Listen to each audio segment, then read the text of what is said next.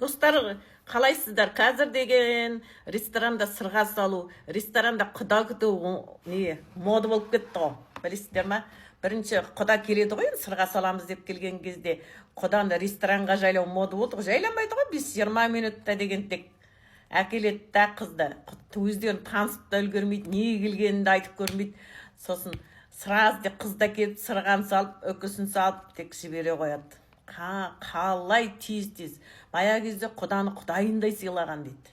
Қонағасын беріп, үйге бәрін кіргізіп, танысып, 4 адам келетін еді ғой. Шорып 15-20 адам. Апаларын істеп жүр білмеймін, орындарын білмейді қазіргі. Себебі қазір жастар басқарып жатыр ғой бәрін, жастар басқарып жатыр. Ал үлкен үйіндегі ата-ананы тыңдаса ғой, ата-ана айтады, құдадан неше адам келеді? Еркек адам келеді. 3 еркек адам келді ма?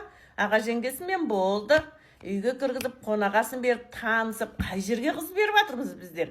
Қандай адамдар екен деп, күжің әңгіме.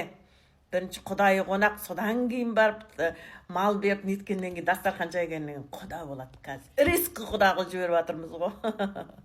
Дұрыс емес пе, достар? Ойбай, сырға салу да ресторан, бәрі ресторан болып кетті ғой. Масқара. Ойбай демей ақ қойында, қапылыс бәрі қазір, қапылыс тез. Жастардың айтқанымен жүріп жатырмыз ғой, үлкендердің айтқанымен жүріп отырған жоқпыз. Маған тіркеліп лайк басып қойыңдар.